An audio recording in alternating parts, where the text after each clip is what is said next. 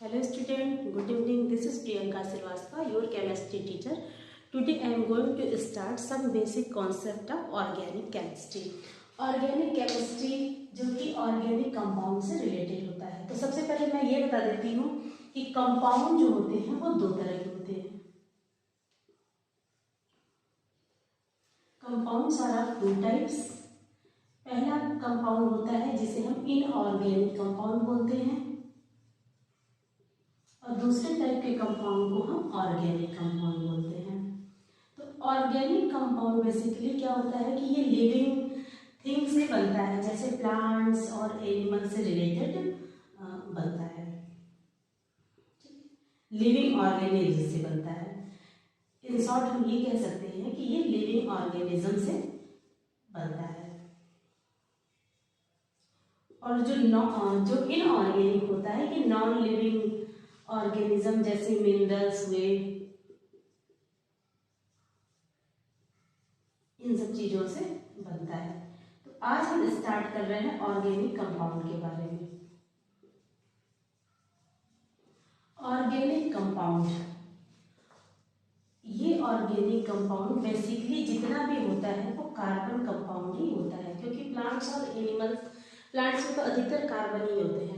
तो organic compound को हम एक तरह से कार्बन कंपाउंड भी बोल सकते हैं, क्योंकि जितने भी ऑर्गेनिक कंपाउंड होते हैं वो कार्बन के ही कंपाउंड होते हैं।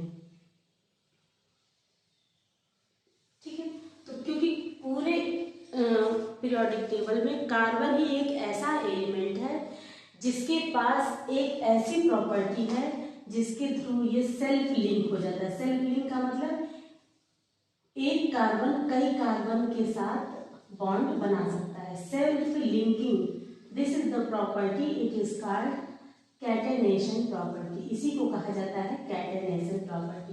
यानी पूरे पीरियोडिक टेबल में कार्बन ही एक ऐसा एलिमेंट है जिसके पास कैटेनेशन प्रॉपर्टी, यानी कि एक कार्बन बहुत से कार्बन कंपाउंड, मतलब बहुत से कार्बन कंपाउंड बना सकता है। तो कार्बन की इस प्रॉपर्टी को कैटेनेशन प्रॉपर्टी कहा जाता है। तो बेसिकली जितने भी ऑर्गेनिक कंपाउंड है उनको हम कार्बन कंपाउंड ही बोलते हैं। तो सबसे पहले कार्बन कंपाउंड के बारे में हम जानते हैं कि कार्बन होता क्या है। कार्बन पीरियोडिक टेबल में आपको पता है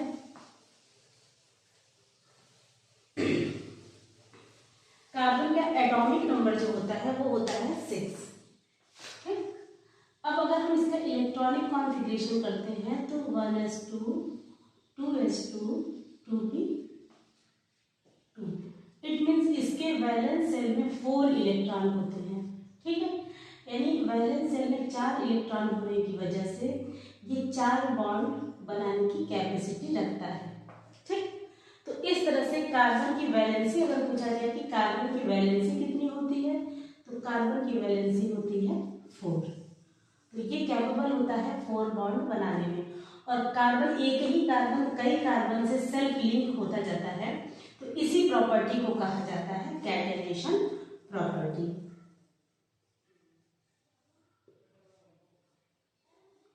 ठीक है, इसी को कहा जाता है कैटेनेशन प्रॉपर्टी। अब कार्बन के बहुत से कंपाउंड हैं, तो कार्बन का जो कंपाउंड है उसको जो है कई नाम दिया गया है। तो एक जो सिस्टम के थ्रू दिया गया है उस सिस्टम को कहा जाता है IUPAC सिस्टम। इस सिस्टम के अंदर कार्बन के जितने भी कंपाउंड है सबका नाम रखा गया है, और इसी IUPAC सिस्टम को हम कहते हैं नॉमेनक्लेचर। नॉमेनक्लेचर, ये नॉमेनक्लेचर जो होता है कार्बन कंपाउंड का, वो कार्बन के नंबर्स पर डिपेंड होता है। जैसे मान लीजिए किसी भी कार्बन में अगर एक कार्बन है, फर्स्ट कार्बन सिर्फ एक ही कार्बन प्रेजेंट है, तो कार्बन 1 को हम कहते हैं मेथ। ठीक, अगर 2 कार्बन प्रेजेंट हैं ऐसे ऐसे 1 और 2, तो फिर 2 कार्बन को हम कहते हैं एथ। अगर 3 नंबर ऑफ कार्बन प्रेजेंट है तो इसको कहते हैं prop. 4 numbers of carbon present है तो इसको कहते हैं but. 5 number of carbon present है तो इसको कहेंगे पेंट। और अगर कार्बन 6 प्रेजेंट है यानी कि 6 नंबर्स ऑफ कार्बन प्रेजेंट हैं तो इसको हम कहते हैं हेक्स या हेक्सा। इसी तरह 7 अगर कार्बन प्रेजेंट है, आपस में एक दूसरे से लिंक है 7 कार्बन, तो उसको हम कहते हैं हेप्टेन या हेप्टेन। इसी तरह कार्बन अगर 8 कार्बन आपस में लिंक्ड हैं तो इसको हम कहते हैं ऑक्ट। और 9 कार्बन होंगे तो नॉन, और 10 कार्बन नंबर 9 अगर कार्बन का होगा तो हम उसको कहते हैं नॉन, और अगर 10 कार्बन आपस में लिंक होंगे तो उसको हम कहेंगे डेका या डे। अब यहाँ पे कार्बन के बॉन्ड भी होते हैं। कार्बन में जो है सिंगल बॉन्ड भी पाया जाता है, डबल बॉन्ड भी पाया जाता है, ट्रिपल बॉन्ड भी पाया जाता है। इन बॉन्ड के अकॉर्डिंग ही कंपाउंड का नाम जो है रखा गया है। अगर कार्बन आपस में सिंगल बॉन्डेड है, सभी कार्बन आपस में सिंगल बॉन्डेड है, तो IUPAC में उसको जो है कहा जाता है एन। इसी तरह अगर कार्बन कार्बन के बीच डबल बॉन्ड है तो इसको कहा जाता है इन, और अगर ट्रिपल बॉन्ड है तो इसको कहा जाता है आयन। ठीक है, तो पूरे कार्बनिक कंपाउंड में यानी ऑर्गेनिक कंपाउंड में सबसे पहला कंपाउंड जो कार्बन का होता है CH4, यानी कि अब ये देखिए CH4 यानी कार्बन सब जगह सिंगल बॉन्डेड है हाइड्रोजन से। ठीक, तो कार्बन फर्स्ट है, सिर्फ एक ही कार्बन है इसमें, तो इसका नाम हो गया meth, and all one are single, सभी सिंगल बॉन्डेड है तो ए मेथ प्लस एन यानी मीथेन। तो जो कार्बन या कार्बन का जो कंपाउंड है ऑर्गेनिक कंपाउंड का जो सबसे पहला कंपाउंड होता है वो होता है मीथेन। इस मीथेन का ये जो है मॉलिक्यूलर स्ट्रक्चर है। तो सबसे पहले मॉलिक्यूलर फार्मूला है, तो सबसे पहले हम कार्बन के जितने भी कंपाउंड होते हैं उनको हम कई तरह से रिप्रेजेंट करते हैं। तो सबसे पहले हमारा आ जाता है मॉलिक्यूलर फार्मूला। मॉलिक्यूलर फार्मूला का मतलब कि नंबर ऑफ एलिमेंट्स मॉलिक्यूल्स में कितने प्रेजेंट हैं। ठीक है, जैसे मान लीजिए हमने लिख दिया C2H6। ठीक, अब अगर हमको इसका स्ट्रक्चरल फार्मूला बनाना हो, स्ट्रक्चरल फार्मूला, तो हम क्या करेंगे, कार्बन कार्बन के बीच सिंगल बॉन्ड, इधर कार्बन 3 हाइड्रोजन से, इधर कार्बन 3 हाइड्रोजन से, ये हमारा हो गया स्ट्रक्चरल फार्मूला। ठीक, तीसरा आता है कंडेंस फार्मूला या कंडेंस फॉर्म। कंडेंस का मतलब होता है संघनन यानी इकट्ठा कर देना। तो अगर कोई भी मॉलिक्यूलर फार्मूला है उसको हम कंडेंस फॉर्म में भी लिख सकते हैं। जैसे मान लीजिए हम C2H6 लिख दिए, या कई कार्बन है, जैसे मान लीजिए 3 कार्बन है 1 2 3 CH3 CH2 CH3, तो इसको हम इकट्ठा, ये तो मॉलिक्यूलर फार्मूला, अगर हम इसका मॉलिक्यूलर फार्मूला लिखेंगे तो हम ऐसे लिख देंगे C3H8, ये हो गया मॉलिक्यूलर फार्मूला, और ये हो गया हमारा स्ट्रक्चरल फार्मूला। लेकिन अगर इसको कंडेंस फॉर्म में लिखना होगा तो हम इसको ऐसे लिखेंगे CH3 CH2 CH3, तो ये हो गया हमारा कंडेंस फार्मूला। ठीक, तो मॉलिक्यूल को किसी भी कार्बन के जो कंपाउंड होते हैं उनको रिप्रेजेंट करने के लिए हम मॉलिक्यूलर फार्मूला भी यूज कर सकते हैं, स्ट्रक्चरल फार्मूला यूज करते हैं, कंडेंस फार्मूला भी यूज करते हैं, और दूसरा एक आता है bond line formula. Bond line formula, bond line formula जो होता है ये जिग-जैग रिप्रेजेंटेशन होता है, सिर्फ बॉन्ड का जिग-जैग रिप्रेजेंटेशन होता है, वहां पे कार्बन और हाइड्रोजन को डिनोट नहीं किया जाता है। जैसे मान लीजिए यहाँ पे 1 कार्बन 2 कार्बन 3 कार्बन है, इनके बीच 2 बॉन्ड है, तो हमने ऐसे ऐसे 2 बॉन्ड बनाया, और ये जो टर्मिनल एंड होते हैं यहाँ पे हम मान लेते हैं कि यहाँ पे एक मिथाइल ग्रुप है, यहाँ पे मिथाइल ग्रुप है, और यहाँ पे मिथाइल ग्रुप है।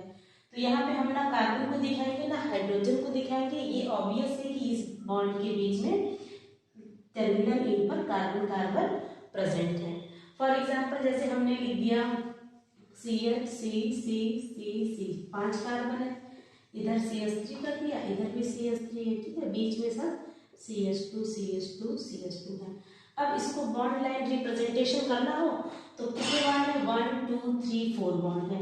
तो जस्ट लाइक हम ऐसे बना दें, 1 bond 2 bond 3 bond 4 bond.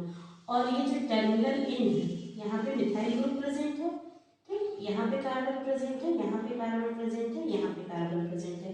Bond line formula की एक स्पेशलिटी ये है कि जो हाइड्रोकार्बन होते हैं, हाइड्रोकार्बन का मतलब कार्बन और हाइड्रोजन से बने हुए कंपाउंड को ही हाइड्रोकार्बन कहते हैं, यानी कि ये जो ऑर्गेनिक कंपाउंड है ये सब हाइड्रोकार्बन ही कहलाते हैं, ठीक। तो कोई भी हाइड्रोकार्बन CH2 जो यूनिट होती है इसी को हम कहते हैं हाइड्रोकार्बन, और इसी को हम कह सकते हैं अल्काइल ग्रुप। ये हाइड्रोकार्बन यानी कार्बन और हाइड्रोजन से मिलकर बना हुआ कंपाउंड, और ये जो CH2 यूनिट है इसी को हम क्या कहेंगे, इसी हाइड्रोकार्बन को हम अल्काइल ग्रुप भी कहते हैं, और अल्काइल ग्रुप को R से डिनोट किया जाता है, ठीक है। तो बता रहे थे कि बॉन्ड लाइन फार्मूला कैसे बनता है। अब जैसे इसमें जितने भी बॉन्ड लाइन या फार्मूला को अगर हमको रिप्रेजेंट करना होता है तो हम कार्बन हाइड्रोजन को दिखाते नहीं, वो ऑब्वियस होता है कि यहाँ पे इस एंड पे कार्बन है, यहाँ पे कार्बन है, यहाँ पे कार्बन है। अगर सिंगल बॉन्ड है तो उस अकॉर्डिंग हम जो है हाइड्रोजन को वहां पे लगा देते हैं। अब कार्बन हाइड्रोजन के अलावा अगर कोई हेटेरो एटम है तो बॉन्ड लाइन में हम उसको डिनोट करेंगे। जैसे फॉर एग्जांपल अगर हमने ले लिया CH3 CH2 CH2 OH। अब यहाँ पे देखिए एक बॉन्ड यहाँ है, एक बॉन्ड यहाँ है, एक बॉन्ड यहाँ है, ठीक है। तो ये जो एल्कोहल मतलब OH ग्रुप है इस कार्बन पे लगा हुआ है। तो पहले तो हम एक पॉइंट लगा देते हैं, ये कार्बन हो गया और इस कार्बन का एक बॉन्ड हुआ, फिर यहाँ पे एक बॉन्ड हो गया, ठीक। तो फर्स्ट कार्बन, ये जैसे फर्स्ट कार्बन है, सेकेंड कार्बन है, थर्ड कार्बन है। अब यहाँ पे भी फर्स्ट कार्बन ये, सेकेंड कार्बन ये, थर्ड कार्बन ये। इस थर्ड कार्बन पे जो हाइड्रोजन, दो हाइड्रोजन लिखे हुए हैं, ठीक, उसको हमको रिप्रेजेंट नहीं करना, लेकिन ये जो OH लगा हुआ है उसको हमको यहाँ पे रिप्रेजेंट करने के लिए हम क्या करेंगे, यहाँ पे ऐसे OH को शो कर देंगे, ठीक है। जैसे दूसरा एग्जांपल हम दिखा देते हैं, जैसे मान लीजिए हमने लिख दिया CH3 C double bond O CH3। अब यहाँ पे 3 कार्बन है, तो 3 कार्बन का मतलब हमको 2 बॉन्ड कार्बन कार्बन की सेल्फ लिंकिंग के आपस में ही बॉन्ड दिखा देंगे। तो ये हो गया, यहाँ पे CH3 है, यहाँ पे CO है और यहाँ पे CH3 है। तो कार्बन और हाइड्रोजन को हम रिप्रेजेंट नहीं करते हैं, लेकिन अगर कोई एटम है जैसे यहाँ पे हेटेरो एटम है तो यहाँ पे डबल बॉन्ड ऑक्सीजन करके हमको ये दिखाना पड़ेगा। तो it is the bond line formula of organic compound. तो इस तरह से किसी भी कार्बन का जितने भी कंपाउंड है हम इसको रिप्रेजेंट कर सकते हैं। अगर मान लीजिए, जैसे मान लीजिए ऐसे आ गया CH3 CH double bond CH फिर CH3। अब यहाँ पे कार्बन कितने हैं, 1 2 3 4।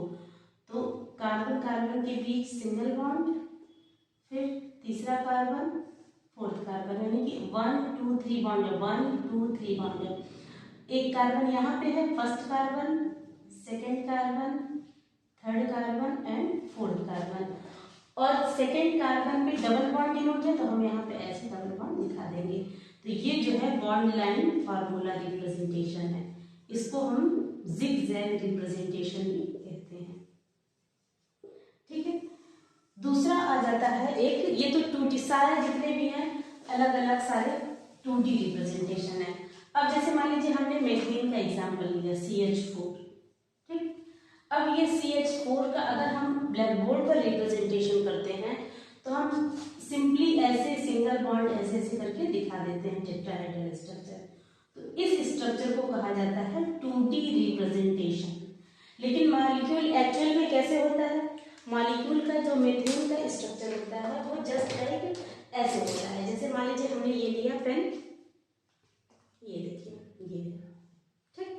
तो इस तरह से टेट्राहेड्रल स्ट्रक्चर होता है। ये वाला जो बॉन्ड है हाइड्रोजन का ये आगे की तरफ है, ठीक है, और ये जो है पीछे की तरफ है, ये दोनों प्लेन है। अगर हम इसको बोर्ड पे ले जाएं तो ये दोनों हाइड्रोजन जो होते हैं ये बोर्ड पे है, और ये जो ब्लू वाली पेन वाला बॉन्ड है ये बोर्ड के पीछे है, और ये जो है बोर्ड के आगे है। तो अब इसको जो ये जो 3D रिप्रेजेंटेशन है इसको अगर हम ब्लैक बोर्ड पे बनाना चाहें तो कुछ इस तरह से रिप्रेजेंट करेंगे। जैसे मान लीजिए यहाँ पे कार्बन है, ठीक, 2 हाइड्रोजन का बॉन्ड जो होता है वो प्लेन में होता है, वो हमने ऐसे दिखा दिया। एक हाइड्रोजन का बॉन्ड आगे की तरफ था बोर्ड के, तो उसको हम ऐसे सॉलिड लाइन से दिखाते हैं, ठीक है, इसको बोला जाता है सॉलिड लाइन। और जो बॉन्ड पीछे की तरफ बन रहा था उसको हम ऐसे डैशेस लाइन से दिखाते हैं, ठीक है। इस डैश लाइन का मतलब होता है बिलो द प्लेन, यानी कि प्लेन के पीछे, बिलो द प्लेन, यानी ये बॉन्ड जो है बोर्ड के पीछे बन रहा है। और इस सॉलिड लाइन को बोला जाता है above the plane, above the plane, यानी कि प्लेन के ऊपर ऐसे बन रहा है बॉन्ड, ठीक है। और ये जो होता है वो ये तो प्लेन में ही है, ये दोनों बॉन्ड प्लेन में ही है, इन द प्लेन। तो इस तरह से जो रिप्रेजेंट होता है मॉलिक्यूल को, इसको कहा जाता है 3 डायमेंशनल रिप्रेजेंटेशन या 3D रिप्रेजेंटेशन ऑफ मॉलिक्यूल।